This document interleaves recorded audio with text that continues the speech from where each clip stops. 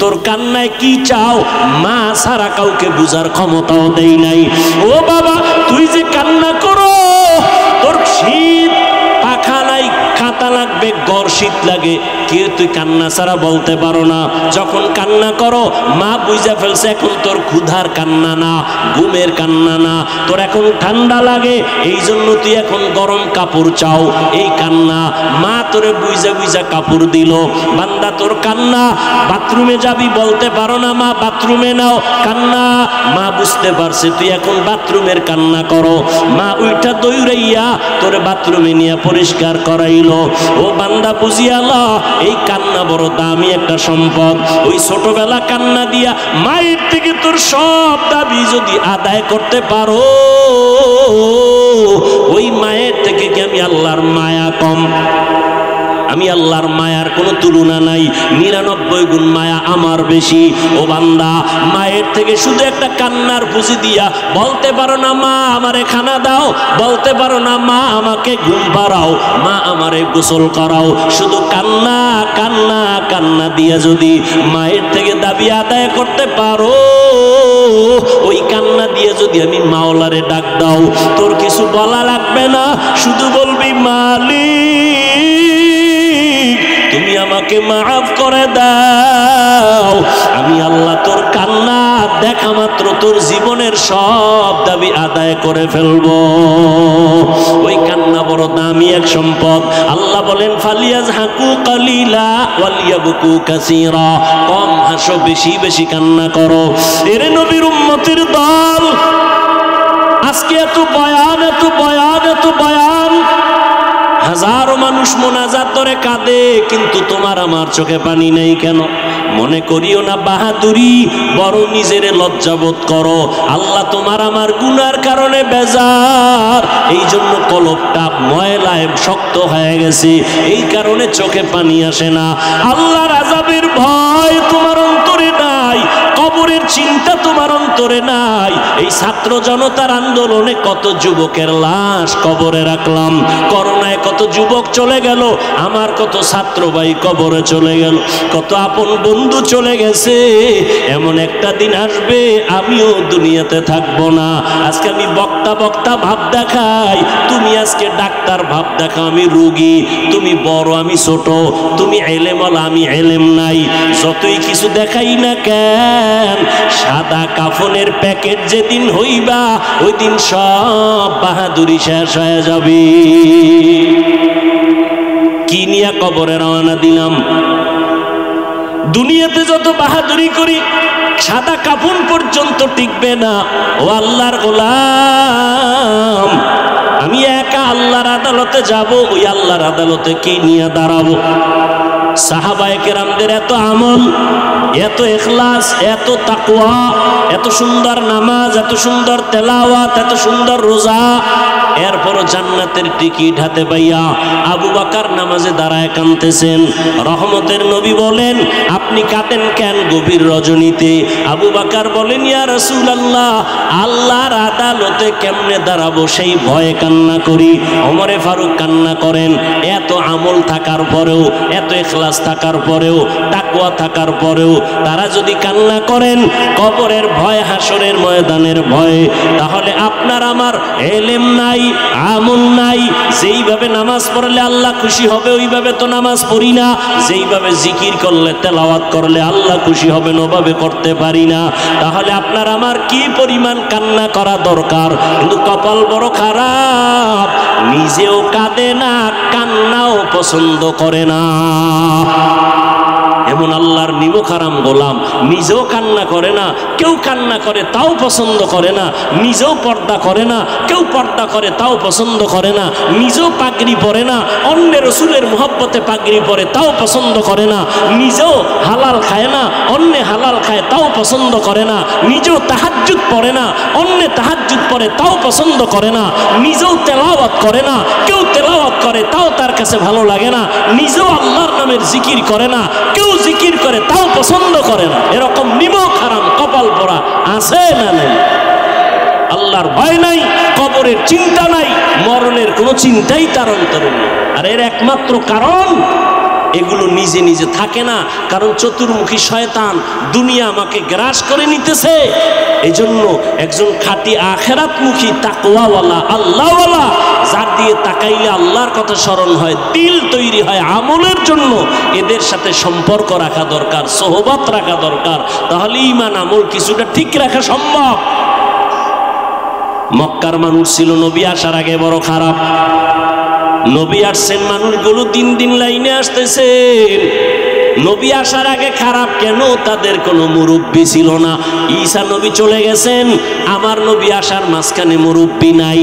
এই জন্য যারা মুরব্বী মানে না, তাদের লেখাপড়া, তাদের চলাফেরা, তাদের কথাবার্তায় কোনো ব্যালেন্স নাই, কোনো ব্যালেন্স নাই। যারা উল্টা পাল্টা করে, খোঁজ নেন ভালো করে, একজনেও কোনো খাঁটি আল্লাহওয়ালা মুরব্বী মানে না। গরুর গলায় রশি লাগায় যদি মালিক ধরে রাখে, আর গরুটা যদি ডানে বামে কারো ফসলে মুখ লাগায়, মালিক টান দিবে, গরু আর ফসল খেতে পারে না। ঠিক একজন আল্লাহর গোলাম কালেমার রশি গলায় লাগাইয়া আল্লাহর মোহাব্বত নিয়া আল্লাহর খাঁটি বান্দার নেক নজরে যখন চলবে, অন্যায় করতে ভয় পাইব।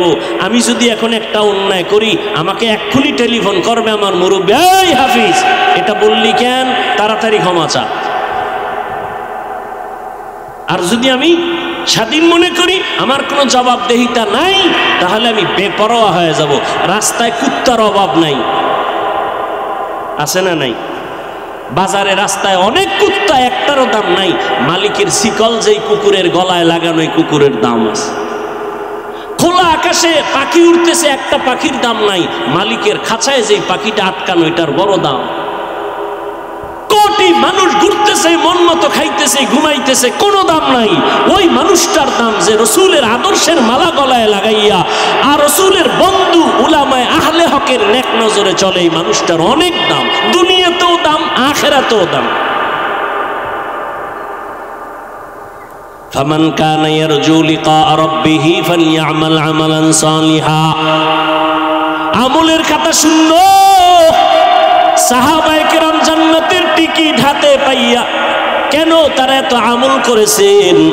আবু বকর নামাজে কাঁদতেছেন, ওমরে ফারুক কান্না করতেছেন, আল্লাহর আদালতে দাঁড়ানোর ভয়ে কান্না করেন। আল্লাহ কোরআনে বলেন, ওয়া আম্মা মান খাফা মাকামা রাব্বিহি ওয়া নাহান নাফসা আনিল হাওয়া ফাইন্নাল জান্নাতা হিয়াল মাওয়া। আল্লাহর আদালতে দাঁড়াইয়া হিসাব দেওয়ার ভয় যদি নিজের কন্ট্রোল করিয়া গুনাহ ছাড়ে, আল্লাহ তাকে জান্নাতুল মাওয়া দান করবেন। এরে নবীর উম্মতের দল, ওমরে ফারুকের ঘটনা আমি সব প্রায় মাহফিলে বলি। ওমরে ফারুক খেলাফতে বসা, অর্থ মন্ত্রণালয়ের দায়িত্বে বসা নবীর সাহাবী আবু উবায়দা ইবনুল জাররাহ রাদিয়াল্লাহু আনহু।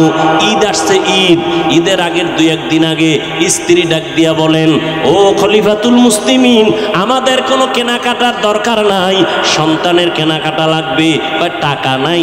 ওমরে ফারুক রে বলে, বিবি ও স্বামী খলিফাতুল মুসলিমিন, বাইতুল মাল থেকে 1 মাসের অগ্রিম টাকা নিয়ে আসেন। ওমরে ফারুক শুইনা চিঠি লিখলেন, আবু উবায়দা ইবনুল জাররাহ, আগামী মাসের বেতনটা আমাকে বাইতুল মাল থেকে দিয়া দাও। যখন চিঠি চলে গেল, আবু উবায়দা ইবনুল জাররাহ চিঠি পাইয়া চোখের পানি ছেড়ে কান্না করলেন। কান্না করার পরে আবার উল্টা চিঠি লিখলেন খলিফাতুল মুসলিমিন, ওমরের কাছে চিঠি লিখলেন।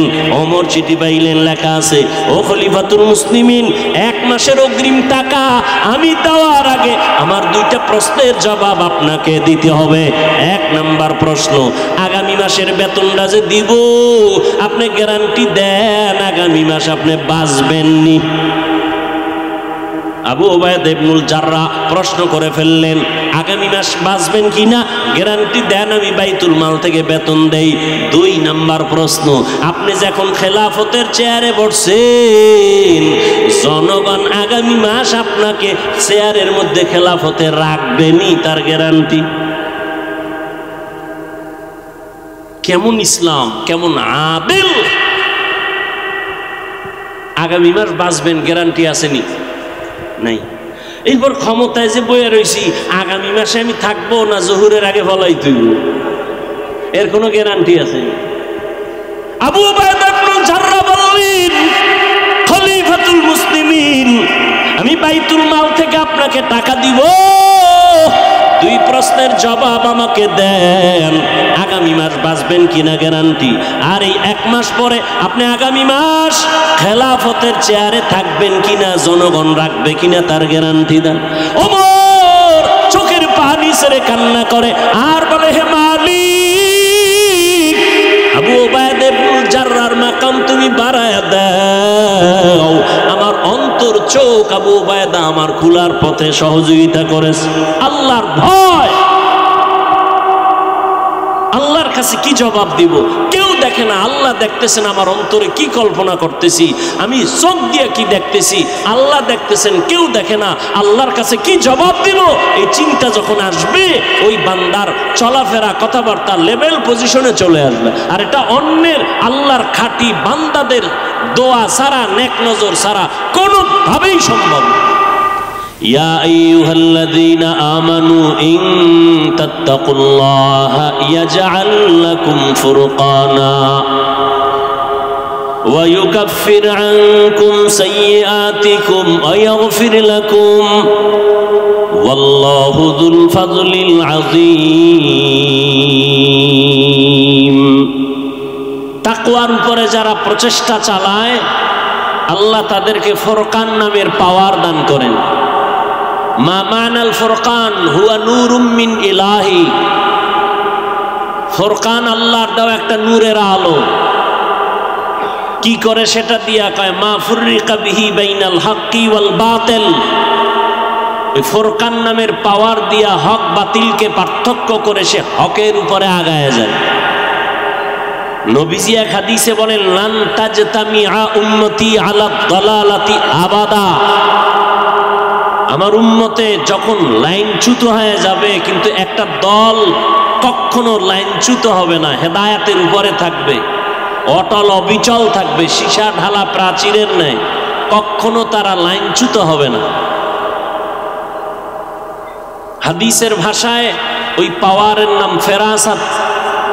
قال النبي صلى الله عليه وآله وسلم اتقوا فراسة المؤمن فإنه ينظر بنور الله। আল্লাহর নবী বলেন, আল্লাহর প্রিয় বান্দাদের ভেতরে যে ফেরাসাতের পাওয়ার আছে, এই বিষয়ে তোমরা ভীত থাকো, ভয় করো।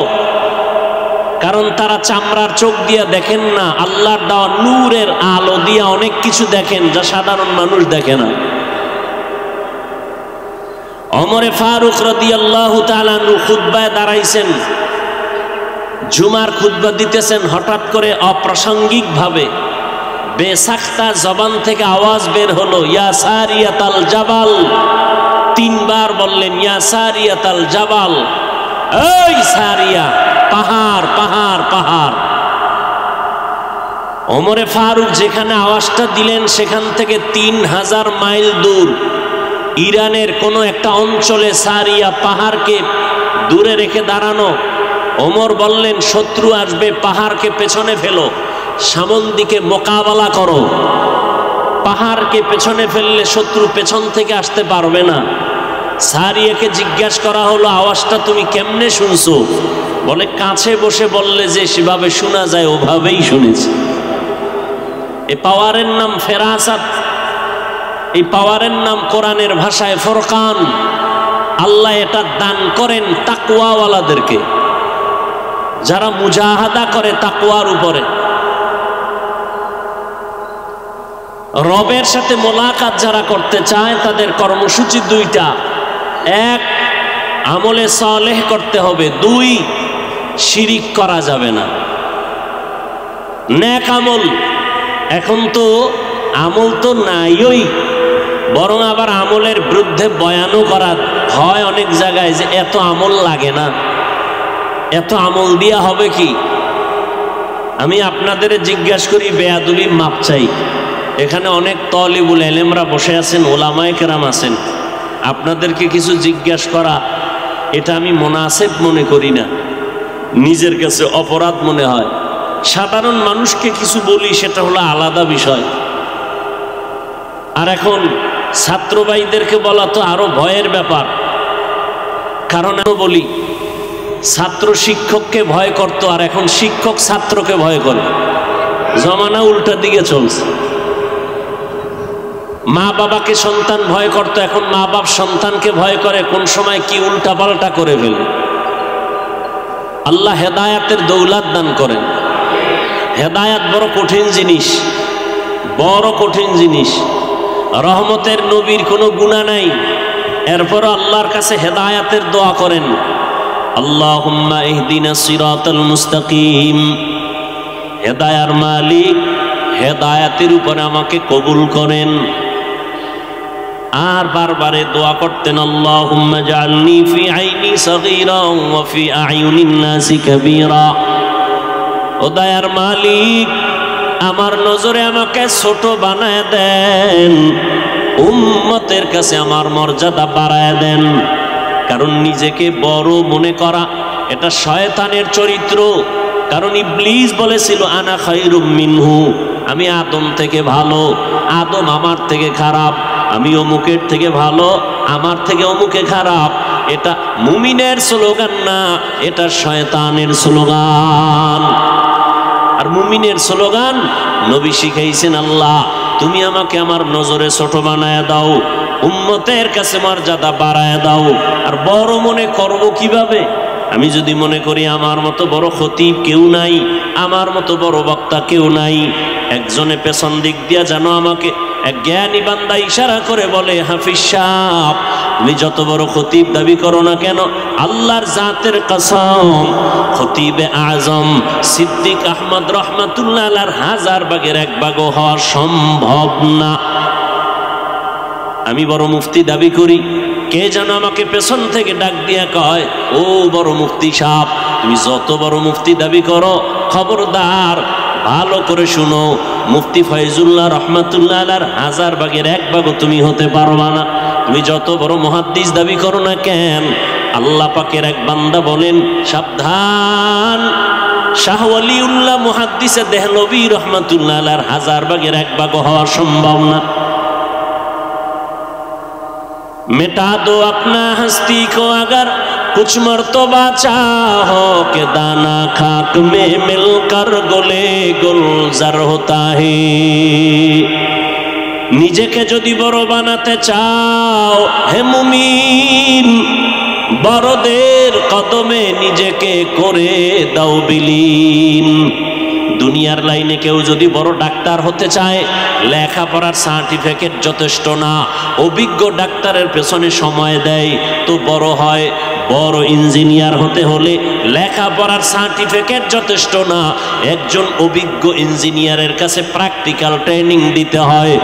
এটাই যদি হয়, দুনিয়ার থেকে আখিরাতের লাইনটা আরো বড় কঠিন। যদি তুমি আখিরাতের লাইনে বড় হতে চাও, দুনিয়ার মানুষ বড় হওয়ার জন্য লেখাপড়া জ্ঞান অর্জন করিয়াও আবার প্র্যাকটিক্যাল ট্রেনিং দেয়। আখিরাতের লাইনে যদি বান্দা তুমি বড় হতে চাও, বড়দের কাছে কেন তুমি প্র্যাকটিক্যাল সময় দিবা না? যে দিবে না সে বড় হতে পারবে না। নিজে নিজে বড় হওয়ার কোনো মূল্য নাই। নিজে নিজে মহা কিছু দাবি করলে কি লাভ হবে? আমার ক্ষমতা অনেক বড়, এই ক্ষমতা আমি দাবি করলে লাভ নাই।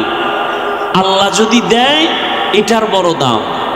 আল্লাহ দিছেন মানুষকে বড় সম্মান, জিনেরাও এটা নিতে পারে না, ফেরেশতারাও নিতে পারে না, মানুষই দামি। যে কারণে শক্তিশালী সব প্রাণী মানুষের গোলামি করে। আবার এই মানুষের মধ্যে ইমানওয়ালারা দামি। কোন বিধর্মী যত পারাপারি করতেছে, ইমানদারের উপরে সে উঠতে পারতেছে না। আবার এই মুমিনদের ভেতরে আম্বিয়া কেরাম দামি। যত বাহাদুরি করতেছে, মিথ্যা নবুয়তের দাবিদার, কেউ আগাইতেই পারতেছে না, বাধার উপরে বাধা। আবার উম্মতের মধ্যে আখিরি নবীর উম্মত আমরা দামি। সবাই চেষ্টা করতেছে দামি হওয়ার জন্য, পারতেছে না।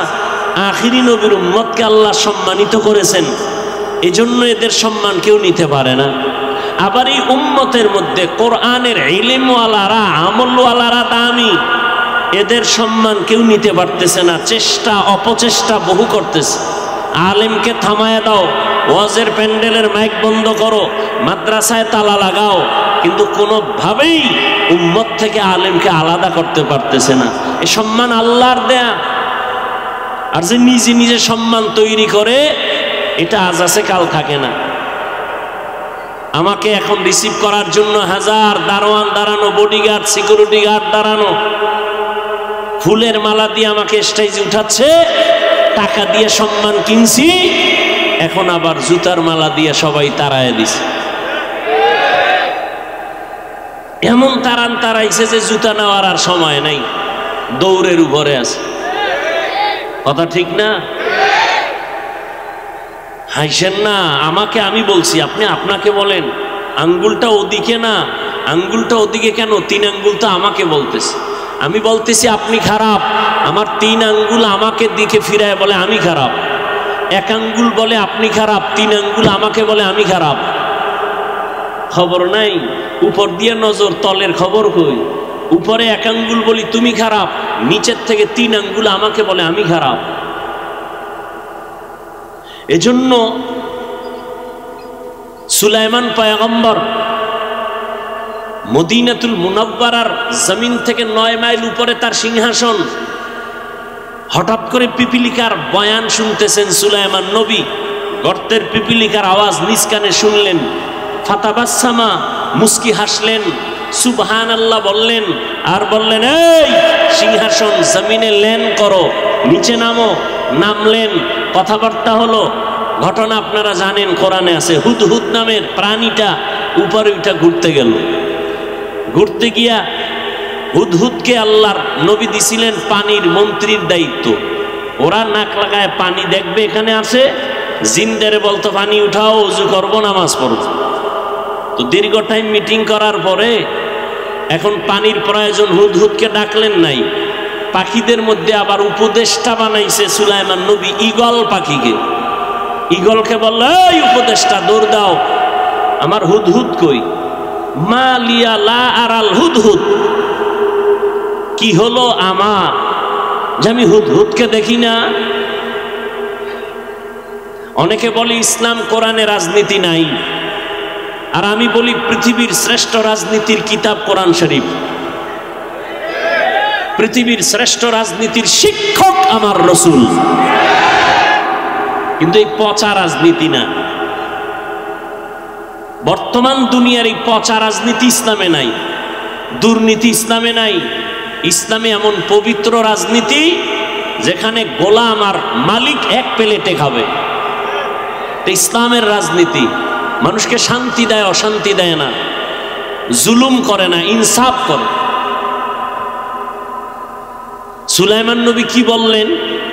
মালিয়ালা আরাল হুদহুদ। আমরা কি বলি? অমুকের কি হলো, আসলো না কেন? আর সুলাইমান বলে আমার কি হলো, হুদহুদকে দেখি না কেন? আমার কি হলো? আমার কোনো অপরাধের কারণে হুদহুদ কি চলে গেল? এর নাম মুহাসাবা, এর নাম আত্মসমালোচনা। আমার কোনো ত্রুটির কারণে কি মানুষ অশান্তি পায়? আমার কোনো ভুলের কারণে কি মাদ্রাসায় অশান্তি? আমার কোনো ভুলের কারণে আমার সন্তান কি অসুস্থ? আমার কোনো গুনাহের কারণে কি আল্লাহ বেজার? এর নাম মুহাসাবা, এর নাম আত্মসমালোচনা। আল্লাহ বুঝার এখানে কি বয়ান চলে আলাদা? স্টেজের পেছনে আলাদা বয়ান চলে? হ্যাঁ, আপনাদের স্বেচ্ছাসেবক কোথায়?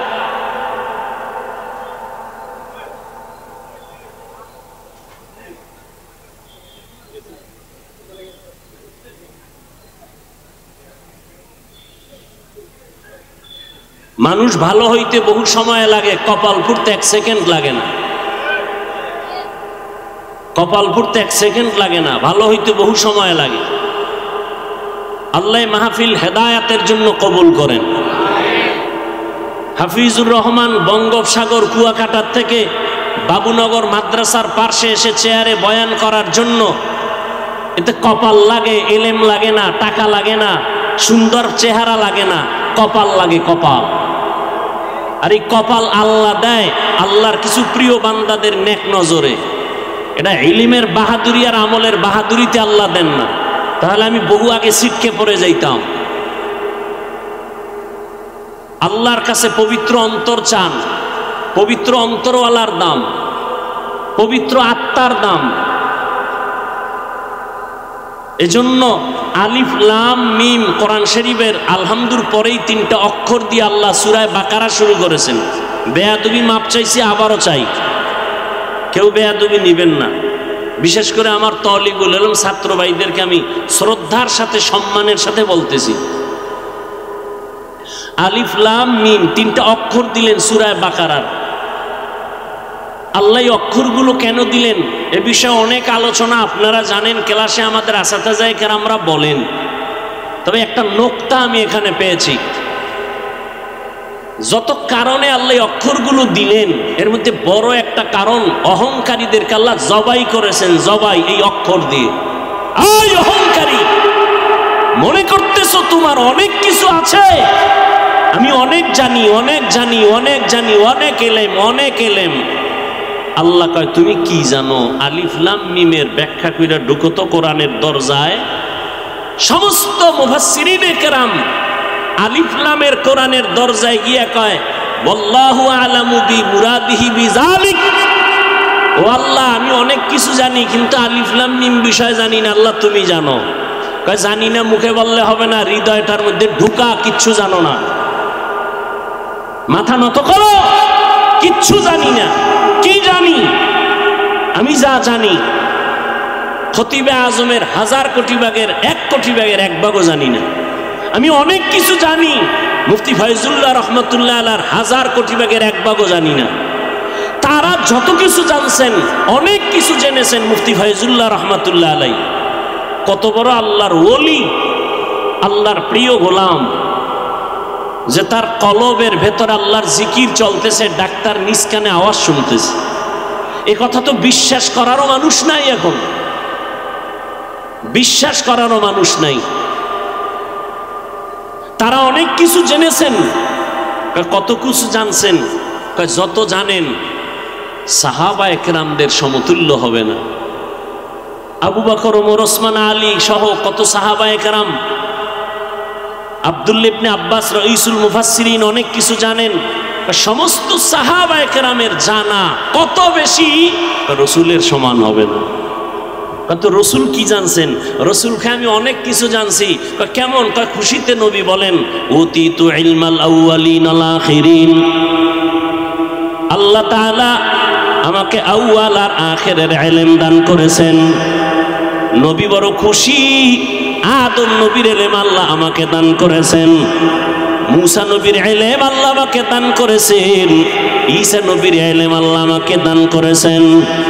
উতিতু ইলমাল আউয়ালিন ওয়াল আখিরিন। আল্লাহ কয় নবী আপনি তো মনে করেন অনেক কিছু পেয়েছেন, কিন্তু আমার কাছে যেই পরিমাণ ইলমের ভান্ডার আছে ওই তুলনায় আমি জানি আপনাকে কি দিয়েছি। আমি বলতেছি নবী আপনি বলেন সব আপনি পেয়েছেন, আর আমি আল্লাহ বলি আপনাকে যা দিয়েছি খুবই সামান্য। মা উতিতুম মিনাল ইলমি ইল্লা কালিলা, আপনাকে আমি সামান্য দিয়েছি, তো কত ইলম আল্লাহর কাছে জমা। এজন্য নবীজিরই আল্লাহ দোয়া শিখায়। ও নবী আপনি সব সময় দোয়া পড়বেন ইলম বাড়াবার জন্য। অকুর রব্বি জিদনি ইলমা, রব্বি জিদনি ইলমা, রব্বি জিদনি ইলমা। ও আমার রব আমার ইলমে বারাকা দান করো, আমার ইলমের নূর দান করো। ইলমে রায়ে জাজু করতান বেহিসাব, খলকে রাদাতান জওয়াবে বাসওয়াব, হক না দারত দোস্তে খলকা জারেরা, নিস্তে ই খসলত একে দিনদারেরা। বাহাদুরি করি, আমার কণ্ঠ সুন্দর। এই বাহাদুরি আমার কেন? বাহাদুরি তো যিনি দিছেন তার। বিল্ডিং অনেক সুন্দর, বলে সুন্দর বানাইলো কে? ইঞ্জিনিয়ার। ইঞ্জিনিয়ার তো অনেক সুন্দর, অনেক সুন্দর। এত সুন্দর কণ্ঠ যিনি দিছেন তিনি কত সুন্দর, এত সুন্দর চেহারা যিনি দিছেন তিনি কত সুন্দর। কণ্ঠওয়ালার জন্য বান্দা কত প্রশংসা করলা। যিনি দিলেন তার কি প্রশংসা করলাম? আলহামদুলিল্লাহ তো বললাম না, আবার আলহামদুলিল্লাহ বলাই যথেষ্ট না, ওই রবের গোলামিতে জীবন কাটায় দেওয়াই হলো আসল শুকর। রহমতের নবীর কোনো গুনাহ নাই, সারা রাত ইবাদতে কাটাইতেন, যে নবীর কোনো গুনাহ নাই ওই নবীর কি প্রয়োজন ছিল সারা রাত নামাজে দাঁড়াইয়া কাটানো? নবী কি প্রয়োজন ছিল এত কষ্ট করে করে ইবাদত করতেন? নবী পেটে পাথর বাঁধতেন, কি প্রয়োজন ছিল নবীজির? রহমতের নবী দ্বীনের জন্য এতটা দিল প্রশস্ত করে দ্বীনের জন্য এই কষ্টগুলো করেছেন, উম্মতের হেফাজতের জন্য। নবীর এই কষ্ট আর চোখের পানির কারণে দ্বীন আজ আমরা পর্যন্ত পেয়েছি। সাহাবায়ে কেরাম তার হাতে গড়া ছাত্র, তারাও জীবনটা উৎসর্গ করে দিলেন, কোন দিক থেকে তারা পেছনে নাই। জেহাদের ময়দানেও তারা সফল কামিয়াব, তাসকিয়া নফসের ময়দানেও তারা সফল কামিয়াব। 99 নাম্বার পায় নাই, 100 নাম্বার পায় তারা কামিয়াব। সন্তানের হক আদায়ের বেলায় তারা 100 নাম্বারে কামিয়াব, স্ত্রীর হক আদায়ের বেলায় তারা 100 নাম্বার পেয়ে তারা কামিয়াব। সমাজের মানুষের হক আদায় করতে গিয়ে তারা 100 নাম্বারে কামিয়াব। আর আমার হালাত এত দুর্বল, আমি তাসকিয়ায়ে নফসের বেলায় 100তে কামিয়াবের দরজায়, অন্য জেহাদের বেলায় আমি 5 নাম্বার 33ও পাই নাই। আবার কেউ জিহাদের ময়দানে 100 নাম্বারে সফল হওয়ার দৌড়াচ্ছে, কিন্তু তাসকিয়ায়ে নফসের বেলায় 33 5 নাম্বারও নাই। এর একমাত্র কারণ আমার যে আদালত আছে, আল্লাহর আদালতে দাঁড়ায় জবাব দিতে হবে, এই চিন্তার কোনো আমার কোনো ফিকিরই অন্তরে নাই, মরণের কোনো চিন্তাই নাই। এজন্য আল্লাহ বলেন, ও নবী আপনি জানায় দেন, যারা আমার সাথে মোলাকাত করতে চায় তাদের জন্য কর্মসূচি 2টা। 1 নম্বরে নেক আমল করবে, 2 নাম্বার তার শিরিক থেকে নিজেকে বাঁচাবে। আমলের এত দাম, কিয়ামতের ময়দানে জান্নাতীরা জান্নাতে যাবে, এত নাজ নেয়ামত পাবে, চাওয়া মাত্র পাবে, অশান্তি নাই, ওখানে কোনো টেনশন নাই, চাওয়া মনে মনে চাইবে সামনে হাজির। এমন খাওয়া খায় পেটটা বড় হয়ে যাবে, বাথরুমের কোনো ওই গন্ধ ওখানে নাই, চিন্তাও নাই।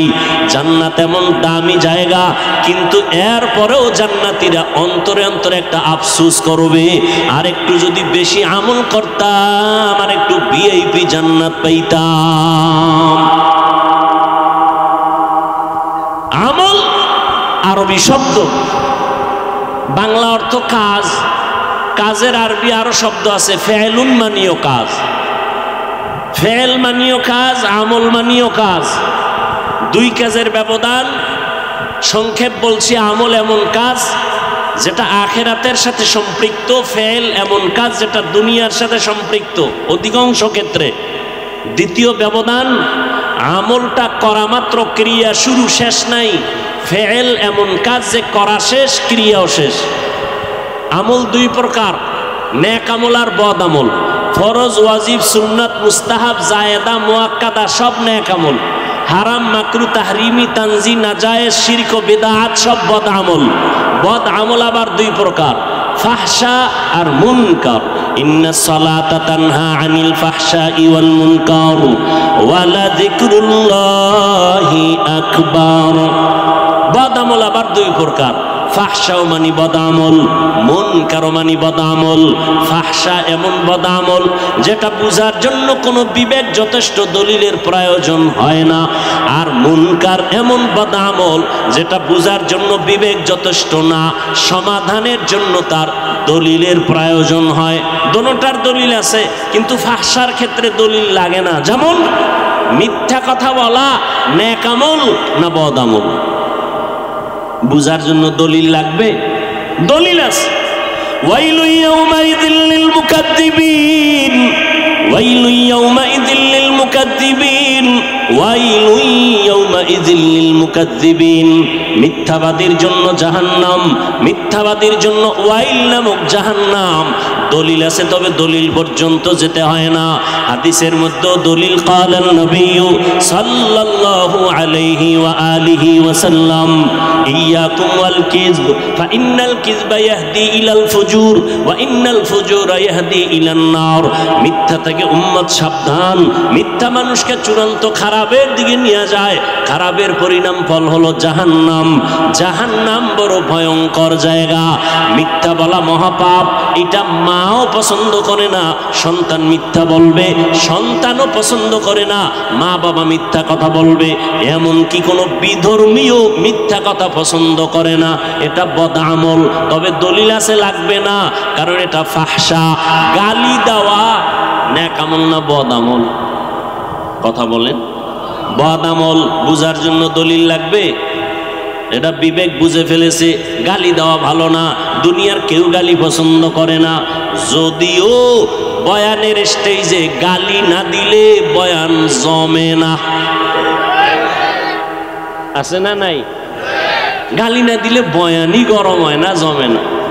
আহা, আল্লাহ হেদায়াত দান করুন। কিন্তু রহমতের নবী কেমন এক নবী পেয়েছ রে যুবক, যেই রহমতের নবী আমার 63 বছর হায়াতে একটা গালি পর্যন্ত কাউকে দেন নাই। গালি দিবেন দূরের কথা, গালির হাজারো গালি নবী শুনছেন, একটা গালির জবাব আমার নবী দেন নাই। কেমন নবী পাইলাম? কপাল খারাপ, সে নবীকে চিনলাম না। যে নবী জীবনে একটা গালি দেন নাই, গালির জবাবও দেন নাই। কেমন নবী আল্লাহ দান করেছেন আমাদের, যেই নবীর 63 বছর হায়াতে কোনোদিন একটা মিথ্যা কথা বলেন নাই, একটা গালিও দেন নাই, গালির জবাবও দেন নাই। শুধু তাই না, নবীজির দুটা চোখ মোবারক দিয়া গরম করে কারো কাছে নবী তাকান নাই, গরম চোখে কারো দিকে তাকান নাই। কেমন নবী! নবীর ব্যবহার দিয়া অল্প টাইমে মক্কার চূড়ান্ত খারাপ মানুষগুলোকে ভালো মানুষ বানায় দিছেন, শুধু ব্যবহার। গালি দেওয়া মহাপাপ, এটা কেউ পছন্দ করে না। যদিও গালি দলিল লাগবে না, দলিল আছে না নাই? কুল্লি ইবাদি ইয়াকুলুল্লাতী হিয়া আহসান ইন্নাশ শাইতানা ইয়ানজাগু বাইনাহুম। আল্লাহ পাক বলেন, ও পয়গম্বর, মুমিনদের জানায় দেন কাফেরদের সাথে যেন খারাপ আচরণ না করে। কেন? যদি করে মাঝখানে শয়তান থেকে মুমিনের ক্ষতি করে ফেলবে, ঝগড়া বাঁধায় দিয়া। মুমিনের ক্ষতি হবে, কাফেরের কোনো ক্ষতি হবে না। ইয়া আইয়ুহাল্লাযীনা আমানুত্তাকুল্লাহ ওয়া কুলু কাওলান সাদীদা। আল্লাহকে ভয় করো, জবানটাকে হেফাজত করো। ক্বালান নবী সাল্লাল্লাহু আলাইহি ওয়া আলিহি ওয়াসাল্লাম মান ইয়াজমান লিমা বাইনা লাহিয়াইহি ওয়া মা বাইনা রিজলাইহি আজমান লাহুল জান্নাহ। পয়গম্বর বলেন, ও দুনিয়ার উম্মত, দুই জিনিস হেফাজতের জিম্মাদারি যদি নাও, আমি রহমতের নবী তোমাকে জান্নাতে নেওয়ার জিম্মাদারি নিব। এক, লজ্জাস্থানের হেফাজত করো। দ্বিতীয়, তোমার জবানটাকে কন্ট্রোল করো। ক্বালান নবী সাল্লাল্লাহু আলাইহি ওয়া আলিহি ওয়াসাল্লাম সিবাবুল মুসলিমি ফুসুকু ওয়া কিতালুহু কুফরুন। মুমিন হইয়া মুমিনের গালি দেওয়া পাপিষ্টের কাজ। এক মুমিন আর এক মুমিনের বিরুদ্ধে জিহাদের ঘোষণা দেওয়া বেদিনদের কাজ। ক্বালান নবী সাল্লাল্লাহু আলাইহি ওয়া আলিহি ওয়াসাল্লাম আল মুসলিমু মান সালিমাল মুসলিমুনা মিন লিসানিহি ওয়া ইয়াদিহি। পয়গম্বর বলেন, আসল মুসলমান ওই ব্যক্তি যার হাত আর জবান দ্বারা অন্য মুসলমান নিরাপদ থাকে। আমার হাতের দ্বারাও কাউকে কষ্ট দেই না, আমার জবানের দ্বারাও কাউকে কষ্ট দেই না। কারো উপরে খারাপ ধারণা, এটা অন্তরের গুনাহ। খারাপ ধারণার কারণেই মানুষের জবানের দ্বারা গুনাহ প্রকাশ পায়। ওই লোকটারে ধারণা করে খারাপ, এবার জবানে গীবত শুরু হয়, এরপরে আবার ফেসবুকে লেখা শুরু হয়, হাতের গুনাহ। পয়গম্বর বলেন, কামিল মুসলমান ওই ব্যক্তি যে হাতের দ্বারা কাউকে কষ্ট দেয় না, জবানের কথার দ্বারা কাউকে কষ্ট দেয় না। আর খারাপ ধারণা করবা না, আগে তদন্ত করিয়া এরপরে যাচাই করো। গীবত করা যাবে না। আল্লাহর নবী নিষেধ করেছেন। একদিন আব্দুল্লাহ ইবনে মাসউদ রাদিয়াল্লাহু তাআলা আনহু বসে আছেন, তিনি বর্ণনা করেন নবীজির পাশে বসা, হঠাৎ একটা মানুষ উইঠা চলে গেল, আর একজন পাশে বসে লোকটার বদনাম বলতেছে। রহমতের নবী থামায় দিয়া বলে, এই চুপ। এবার কয়, তুমি দাঁত খেলাল করো। খেলাল কেন ইয়া রাসূলুল্লাহ? কয়, গোশত ঢুকছে দাঁতের ভিতরে।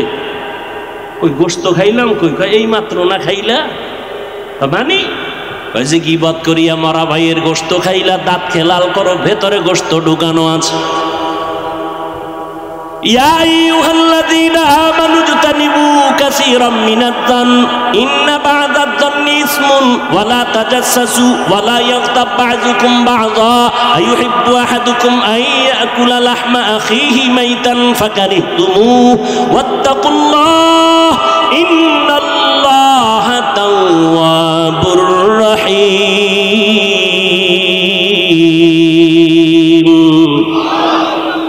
ও মুমিন, মানুষের উপরে খারাপ ধারণা থেকে নিজেকে হেফাজত করো, কারণ কিছু খারাপ ধারণা আছে, মারাত্মক গুনাহ। قال النبي صلى الله عليه وآله وسلم إياكم فإن الظن أكذب الحديث। মানুষের উপরে খারাপ ধারণা থেকে বাঁচো, কারণ খারাপ ধারণা হলো সব গুনার মূল।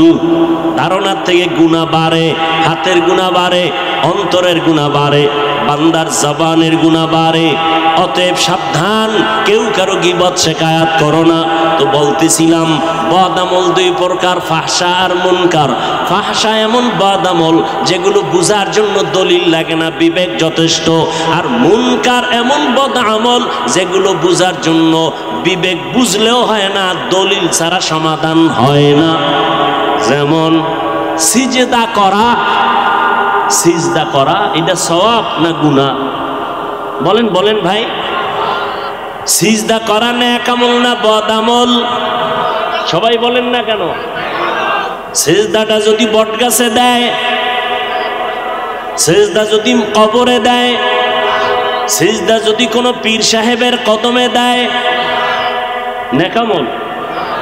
আচ্ছা আমাকে বলেন তো, যারা দেয় তারা কি বদ আমল মনে করে দেয়? বদ আমল মনে করে দেয়। এখন আপনি গিয়া যদি কেন কি হইছে, দাঁড়াও, মাজারে কেন সেজদা দাও? শিরক। চুপ। কিসের শিরক?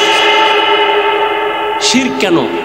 কয় আল্লাহ ছাড়া আর কাউকে ইবাদতের সেজদা দেওয়া যাবে না। কয় দলিল দিয়ে দিছি, ইবাদতের সেজদা আল্লাহ ছাড়া কাউকে দেওয়া যাবে না। কয় দলিল দিয়া চুপ কর, আমার জবাব নে। আমরা যে পীরের কদমে আর মাজারে সেজদা দেই, এটা ইবাদাতান না, এটা তাজিমান। এটা ইবাদতের সেজদা না, এটা সম্মানের জন্য দেই। এখন আপনি বলবেন দলিল, দলিল চাইবেন না, বিবেক বুঝে না দলিল দে। দলিল কয়টা লাগবে নে, তারপরও চেঁচামেচি করিস না। এক নাম্বার দলিল, আদম নবীরে আল্লাহর সামনে ফেরেশতারা সেজদা করছে, সম্মানের সেজদা।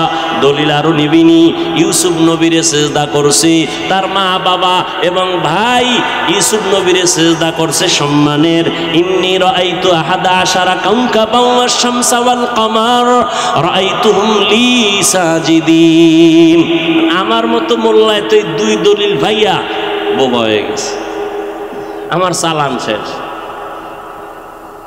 যখনই আমারে দুইটা ঠাডা ভাঙ্গা দলিল দিছে, আমি চুপ হয়ে গেলাম। আমার এলেমের গহরাই আর দৌরাত্ম বন্ধ হয়ে গেল। কিন্তু না, আল্লাহ প্রদত্ত ফুরকান নামের যাদের পাওয়ার আল্লাহ দান করেছেন তাকওয়ার মাধ্যমে, এরা বলবে দাঁড়া, তোর দলিলটা বাদ দে। বল, তুই যে দুইটা দলিল দিয়েছ, ঈসা আর ইব্রাহিম আরে আদম নবীর আর ইউসুফ নবীর, বলে হ্যাঁ। আমাকে আগে জবাব দে, তুই আদমের উম্মত না ইউসুফ নবীর উম্মত? কি কইব? আমি ইউসুফ নবীর উম্মত, আদম নবীর উম্মত। কি কইব? বলবে মোহাম্মদের উম্মতকে কানে ধর, তাড়াতাড়ি কানে ধর। তোর 14 গোষ্ঠী খুঁজিয়া বের কর। রহমতের নবীর 63 বছর হায়াতে ইবাদতের হোক আর সম্মানের হোক না কেন, কেউ আবেগে মোহাব্বতে নবীর একটা সেজদা দিছিনি 63 বছর হায়াতে বের কর। নাম্বার 2, 63 বছর পর 1500 বছর হয়ে গেল রহমতের নবী মদিনাতুল মুনাওয়ারায় জিন্দা কবরে আছে রওজা মোবারকে, আজ পর্যন্ত কেউ গিয়া নবীর মাজারে সেজদা দিছিনি, প্রমাণ বের কর। এবার বোবা হয়ে গেছে, না তো না, মোহাম্মদের উম্মত যদি দাবি করো ভালো করে কান লাগায় শোন, মোহাম্মদের শরীয়তে আল্লাহ ছাড়া কাউকে সিজদা দেওয়া হারাম। দলিল ছাড়া সমাধান হইছে নি? সম্ভব না, এর নাম মুনকার, দলিল লাগবে। ওরে নবীর উম্মতের দল, আল্লাহ পাক রব্বুল আলামিন বলেন নেক আমল করো, বদ আমল থেকে নিজেকে বাঁচাও। রহমতের নবী আল্লাহ পাক বলতেছেন, ও নবী জানায় দেন নেক আমল করতে গিয়া সাবধান, আমল হতে হবে ইখলাসের সাথে, বেশি আমল লাগবে না। আখলিস দীনাকা ইয়াকফিকাল আমালুল কলিল, অল্প আমলই জান্নাত পাবে যদি আমলটার মধ্যে ইখলাস থাকে। কি থাকে? মা উমিরু ইল্লা লিয়াবুদুল্লাহা মুখলিসিনা লাহুদ্দিন। ইখলাস ওয়ালা আমলের বড় দাম। ইখলাস কাকে বলে? খালিসান লিওয়াজহিল্লাহি তাআলা, আমি যা করব যা বলবো সব আমার আল্লাহর সন্তুষ্টির জন্য।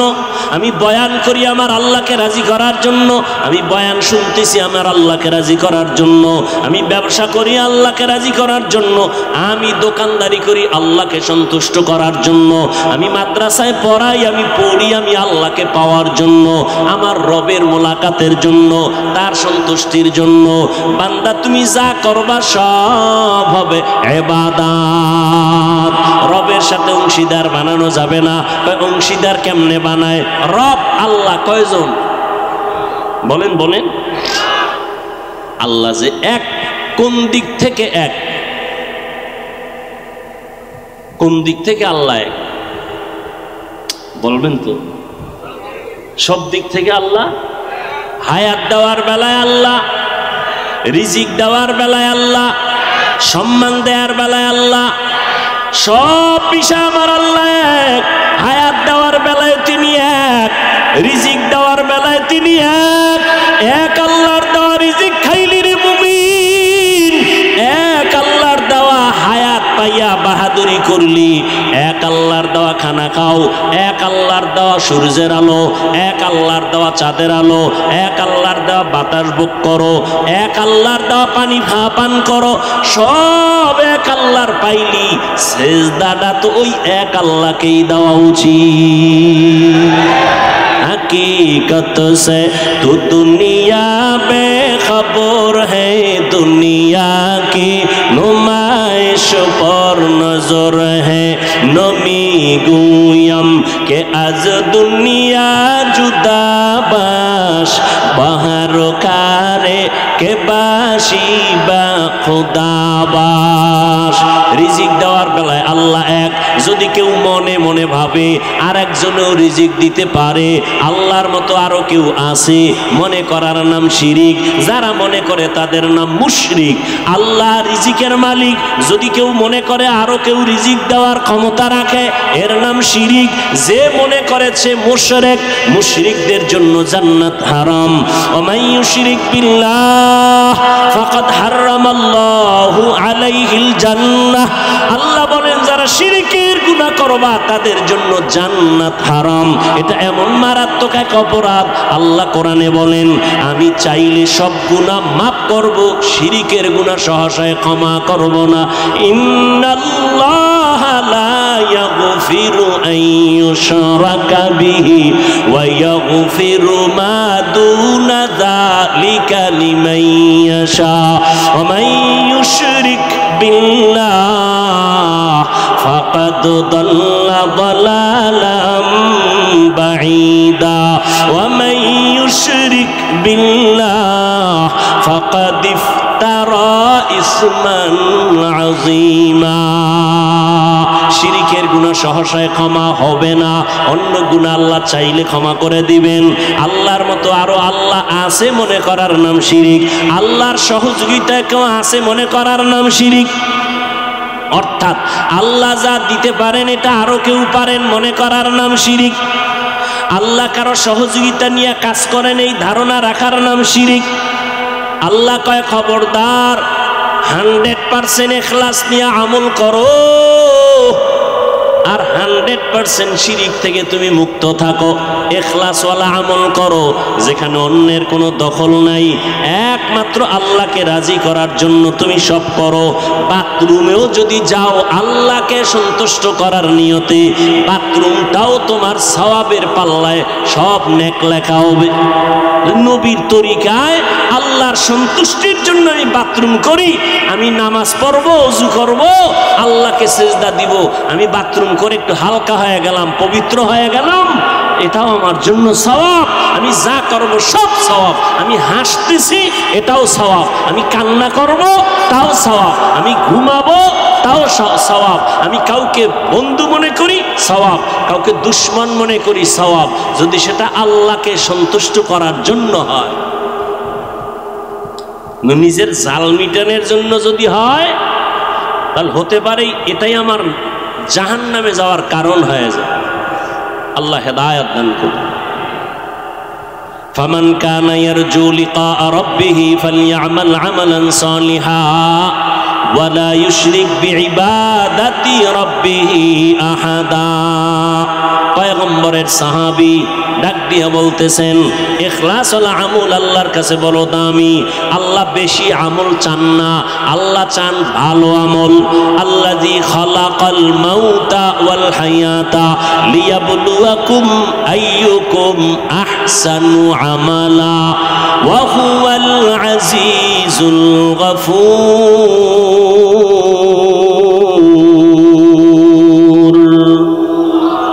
আল্লাহ বলেন আমি বেশি আমল চাই না, আহসানু আমালা বলছেন, আকসারু আমালা বলেন নাই। বেশি আমল চাই না, চাই ভালো আমল, শিরিক মুক্ত আমল। যেই তোমার ইবাদতে শিরিক নাই। শিরিক প্রথমত দুই প্রকার, শিরিক ফি জাত, শিরিক ফি সিফাত। আল্লাহর জাত সত্তার সাথে অংশীদার বানানো, আল্লাহর গুণের সাথে অংশীদার বানানো। আল্লাহর গুণ হলেও আল্লাহ তিনি গাইবের মালিক। যদি কেউ মনে করে পাওয়ার আরো কারো আছে, আল্লাহর মতোই গাইব জানে, এর নাম শিরিক। এটা শিরিক ফি সিফাত। এই শিরিকের আর এক নামে বলে শিরিকে আকবর, শিরকে আসগর। এই নামটাকে আর এক নামে বলে শিরকে জলি, শিরকে খফি। টোটাল শিরিক আবার 5 প্রকার। শিরিক ফিল কুদরত, শিরিক ফিল হুকুম, শিরিক ফিস সামঈ ওয়াল বাসার, শিরিক ফিল ইলম, শিরিক ফিল ইবাদাত। শিরিক থেকে জীবনটাকে বাঁচাও, কারণ শিরিক যুক্ত আমল কিয়ামতের দিন কাজে লাগবে না। আল্লাহ বলেন নুকিমু লাহুম ইয়াউমাল কিয়ামাতি ওয়াজনা। শিরিক যুক্ত আমল আল্লাহ ওজনের পাল্লায় দিবেন না। ইখলাস ভালো আমল। পয়গম্বরের সাহাবী মুআজ ইবনে জাবাল রাদিয়াল্লাহু তাআলা আনহু লিখেন, আল্লাহর কাছে সব আমল ভালো হবে না, তবে হ্যাঁ ওই আমলটা আল্লাহর কাছে ভালো হবে যে আমলটার মধ্যে 4টা গুণ পাওয়া যাবে। ওই সেজদাটা ভালো বলে কবুল হয়ে যাবে যদি 4টা গুণ পাওয়া যায়। ওই তেলাওয়াতটা আল্লাহর কাছে কবুল হবে যেই তেলাওয়াতের মধ্যে 4 গুণ পাওয়া যাবে। যে কোনো আমল আল্লাহর কাছে কবুল। আর এই 4টা গুণ যদি পাওয়া না যায়, আমি জীবনভর যত আমল করব কোনো আমল আল্লাহর কাছে কবুলিয়তের দরওয়াজায় পৌঁছবে না। 1 নাম্বার গুণ থাকতে হবে, 4টা গুণ লাগবে। মুআজ ইবনে জাবাল বলেন 1 নাম্বার গুণ হলো ইলম। যেই আমলটা করবো আমলের ইলম আমার থাকতে হবে। যাকাত দেওয়া যেমন ফরজ, যাকাতের ইলম নিজের মধ্যে থাকাও তেমন ফরজ। রোজা রাখা যেমন ফরজ, রোজার ইলম অন্বেষণ করাও ফরজ। ইলম লাগবে, আর ইলমটা পাওয়ার রাস্তা হলো দুইটা, রিজালুল্লাহ, কিতাবুল্লাহ। একটা রাস্তা বাদ দিলে তার ইলম কামিয়াবির সাথে কখনো আসবে না। ব্যক্তিও লাগবে, কিতাবও লাগবে, মুরব্বিও লাগবে। এই দুনিয়াতে একদল আছে বলে আমরা কিতাব মানি, ব্যক্তি মানি না। আল্লাহর কসম, আল্লাহর কসম, আল্লাহর কসম, তারা গোমরাহ। তারা কি? যারা বলে আমরা ব্যক্তি মানি না, কিতাব মানি, কোনো ব্যক্তি মানি না, সে গোমরাহ, পথভ্রষ্ট। আর একদল আছে এরা বলে আমরা ব্যক্তি মানি, কিতাবাদি মানি না, আমার পীর যা কয় তাই মানি, জাহান্নামে গেলে যাব। এরাও গোমরাহ। যারা শুধু ব্যক্তি মানে তারাও গোমরাহ, যারা শুধু কিতাব মানে তারাও গোমরাহ। আর যারা বলে না আমরা কোরআন মানি, হাদিস মানি, কোরআন হাদিসওয়ালা আহলে হক, মুরব্বি আলেমদেরকেও শ্রদ্ধা করি, মানি, এরাই হলো আহলে হক। কোরআন হাদিস আরবি লেখার জন্য 29টা অক্ষর আছে, আলিফ বা তা সা থেকে শুরু করে। আমাকে একটু জ্ঞানের সাথে জবাব দিবেন, 29টা অক্ষর বাংলায় লেখা দিলে যদি কেউ মুখস্থ করে, তার এই মুখস্থ করাটা কি বিশুদ্ধ হবে? বলেন, শুদ্ধ করে একা একা পারবে? এই 29টা অক্ষর যত বড় বীর হও না কেন, জ্ঞানী হও না কেন, বাহাদুর হও না কেন, এই 29টা অক্ষর বিশুদ্ধভাবে শিখতে হলে ছোট হোক, বড় হোক, গরিব হোক, কোনো না কোনো একজন ওস্তাদের কাছে গিয়ে শিখতেই হবে। উচ্চারণ না হয় ঠিক হবে না। তো 29টা অক্ষর শিখতে যদি ওস্তাদ লাগে, বিশাল কোরআনের তাফসির শিখতে ওস্তাদ লাগবে না? নিজে নিজে নিজে নিজে নিজে নিজে ইবলিস হওয়া যায়, নিজে নিজে নিজে নিজে শয়তান হওয়া যায়, আল্লাহর খাঁটি বান্দা হওয়া যায় না। আল্লাহ হেদায়াত দান করুন। মুআয ইবনে জাবাল রাদিয়াল্লাহু আনহু বলেন, 1 নাম্বার ভালো আমলের জন্য 4 গুণের 1 নাম্বার ইলম লাগবে। ইলম অর্জন করতে হবে দুই পথে, দুইটা পথের সমন্বয়ে। ব্যক্তিও লাগবে, কিতাবও লাগবে। তুলনামূলক ব্যক্তির মূল্য বেশি কিতাবের মূল্য তুলনায়। যেমন দুনিয়াতে আল্লাহ আগে ব্যক্তি পাঠাইছেন, পরে কিতাব পাঠাইছেন। 1-2 নাম্বার পার্থক্য হলো আল্লাহ ব্যক্তি পাঠাইছেন বেশি, কিতাব পাঠাইছেন কম। আবার সমস্ত ব্যক্তিদের মধ্যে আপনার আমার নবী, রহমতের নবী শ্রেষ্ঠ। আল্লাহ পাক তারে কেমন মেধা দান করলেন, কেমন জ্ঞান। আল্লাহ তো তাকে একদিকে দিলেন মুস্তফা, আর একদিকে আল্লাহ চয়েস করলেন মুজতবা। সেই নবীকেও আল্লাহ এত জ্ঞানী বানাইয়া মায়ের পেট থেকে পড়া মাত্র ঈসা নবীর মতো কিতাব দেন নাই। দীর্ঘ 40টা বছর অতিবাহিত হওয়ার পর আল্লাহ তাকে নবীকে কোরআন দিলেন, তাও রাতারাতি দেন নাই। মাত্র 5টা আয়াত নিয়ে হেরা পর্বতের গুহায় জিবরাইল আমিন আসছে, নবীকে দাঁড় করাইয়া বুকের সাথে লাগাইয়া চাপ দিলেন। 1 চাপ না 3 চাপ। জিবরাইল বললেন ইকরা, নবী বলেন মা আনা বিকারিন, আমি পড়তে জানি না। আবার জিবরাইল বললেন ইকরা, আর 1 চাপ। নবী বলেন মা আনা বিকারিন। 3 নম্বরে এত জোরে জোরে চাপ দিয়েছে, নবী এবার পারি না বলেন না, পারিও বলেন না, নবীর জ্বর উঠে গেল। বুখারী বলে, নবী বলেন, বুখারীর হাদিস, মনে হয় যেন মরণের কষ্ট আমার উপরে শুরু, জ্বর উঠে গেছে। 5 আয়াতের ভার রেশমি রুমালে জিবরাইল আয়াতগুলো লেখা নবীরে বলে আপনি পড়েন। নবী বলে আমি পড়তেই জানি না। ইকরা বিসমি রাব্বিকাল্লাযী খালাক, খালাকাল ইনসানা মিন আলাক, ইকরা ওয়া রাব্বুকাল আকরাম আল্লাযী আল্লামা বিল কলম, আল্লামাল ইনসানা মা লাম ইয়ালাম।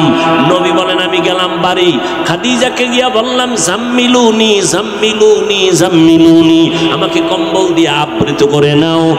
3 বছরের কাছাকাছি জিবরাইল আর কোরআন নিয়ে আয় না। দেখছেন নি 23 পারা কোরআন শরীফ আর 30 পারা কোরআন শরীফ, ওজন কতটুকু? আধা কেজিও হবে না, আধা কেজিও। কিন্তু হাকিকতে এটার ওজন কত? এই কোরআন শরীফের আধা কেজি ওজন নাই, কিন্তু হাকিকতের ওজন কত? মাত্র 5টা আয়াত নিয়ে জিবরাইল আমিন চাপ দিছে, নবী বলেন আমার মরণের কষ্ট, জ্বর উঠে গেছে।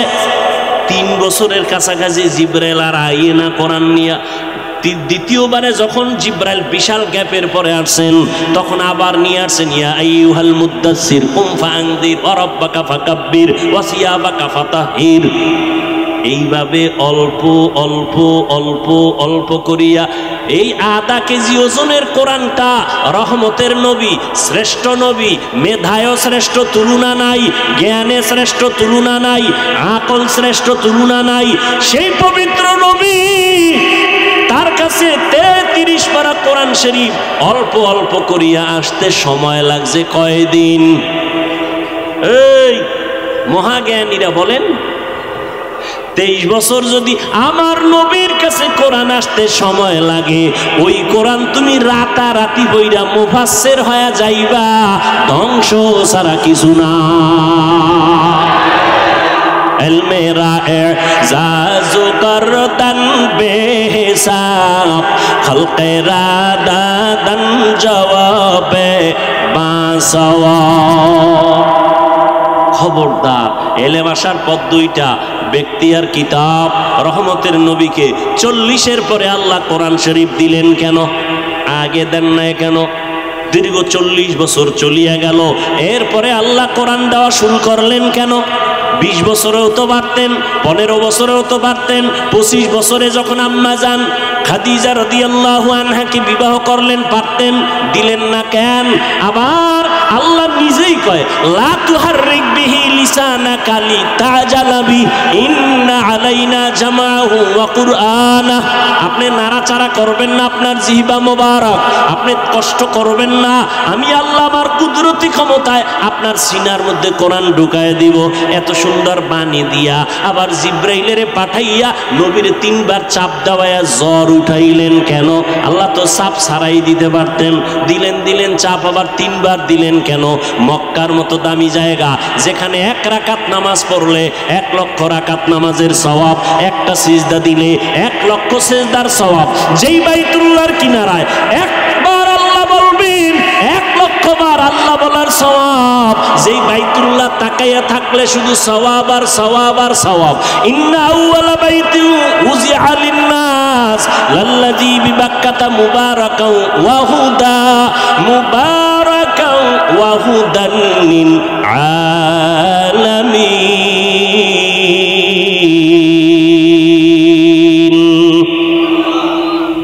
এত সুন্দর দামি ঘর, যেই ঘরের দিয়ে চাইলি সব, এখানে নবীরে কোরআন না দিয়া ওই পাহাড়ের সিফাই নিলেন কেন? আবার পাহাড়ের চিপায় নিলেন। পাহাড় তো বাইতুল্লাহর পাশে অনেক পাহাড় ছিল, সফা, মারওয়া, জবাল আবু কুবাইস, জাবালে রহমত, এগুলো বাদ দিয়া হেরা চূড়ায় কেন নিলেন? কারণ আছে না নাই? এলমেরা এজাজু করদান বেহিসাব, খলকে রাদাদান জওয়াবে বাসাওয়া।